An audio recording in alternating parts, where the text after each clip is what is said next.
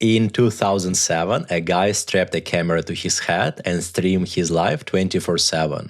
It was a weird experiment full of chaos, police raids, and trolls. But this is how Twitch started. And today I want to share the Twitch origin story with you. Twitch did not start as Twitch. No, I was going for the clap. It started in 2007 as Justin.tv, created by 4 co-founders: Justin, Emmett, Michael, and Kyle. The core idea was there will be one streamer only, as you can guess, Justin, and he would broadcast his live 24/7 through a camera attached to his head. 24/7, all day, every day from this camera. What you need to understand is that it was 2007, the era before iPhone and high-speed mobile internet. So the team pitched the idea to Y Combinator, and Paul Graham loved the founders' obsession and accepted them into YC. Once they got accepted into Y Combinator, they started working on the project. The original setup was pretty clunky. They put a camcorder on Justin's head, and it would connect to the laptop on his back to upload the video to the servers. Yeah, I clip it onto my hat and it goes to our backpack, which has some cell phone data cards in it and streams live 24/7 over the internet.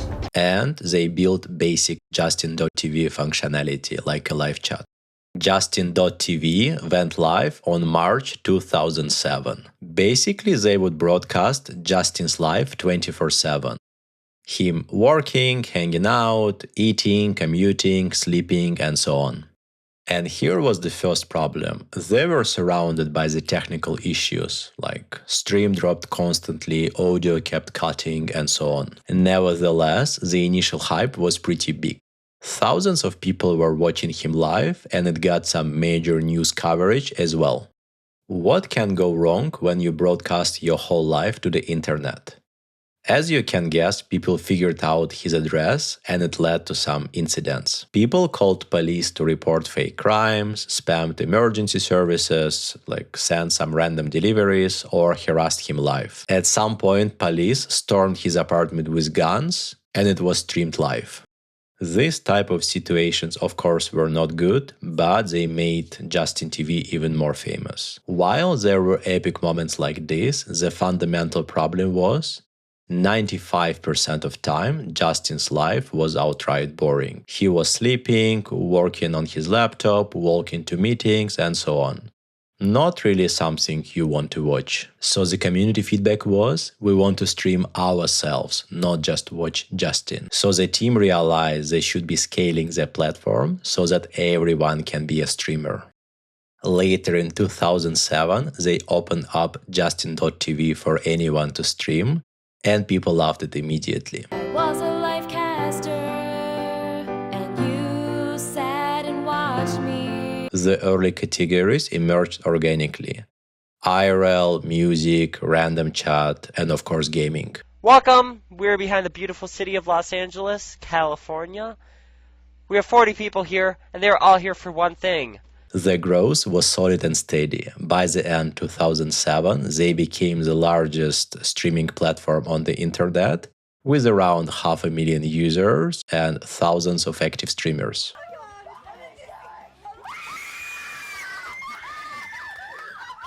Year by year, the platform grew and implemented new features. In 2010, the team analyzed the data and noticed the pattern.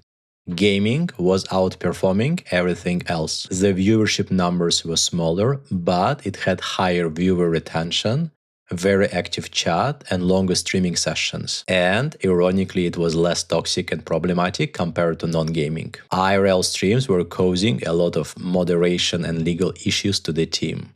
Pirated movies, illegal sports broadcasts, some weird stuff happening live, and so on. In 2011, they made the historic move.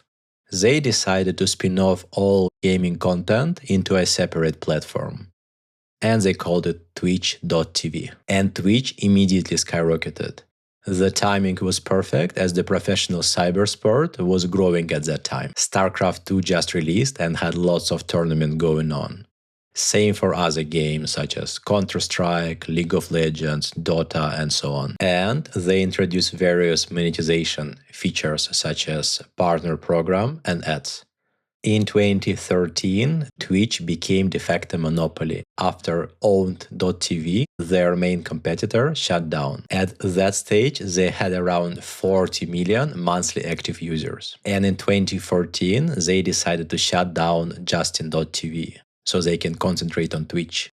From the outside, everything looked amazing for Twitch. They were #1 streaming service, they had a kind of big and dedicated user base and so on. But internally, they were facing problems. As with almost any other fast-scaling startup, it was not profitable and it was burning cash very fast. And their infrastructure costs were extremely high, thanks to the streaming nature of the business. Also, the founding team was extremely burnt out after all of these years of fast scaling and drama. They felt it was the right timing to sell the company. So they opened acquisition talks with Google and they eventually pre-agreed.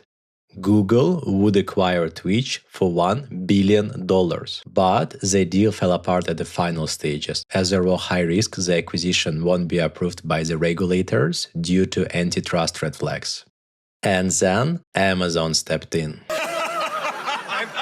Amazon offered the same money, $970 million to be precise. And Bezos promised them independence, meaning Twitch will remain Twitch and will not become some kind of Bezos Prime Life. And yeah, as you probably know, deal with Amazon went through and Twitch became part of Amazon in August 2014. Under Amazon, Twitch only grew bigger, basically becoming Twitch that we know today. Ironically, it got back to its roots, with social categories like IRL and just chatting becoming the biggest again. And now we have a new class of celebrities, influencers who started their careers on Twitch, basically top Twitch streamers. As a company, Twitch is not chilling at all these days. They are still in the constant firefighting mode because of competition, pressure from Amazon to bring revenue, and some reputation issues here and there. But as of now, they do remain kings in the streaming space. And it all started from 4 guys who wanted to broadcast themselves in 2007. Thanks for watching. If you enjoyed, click like and subscribe as more stories are coming soon. See ya!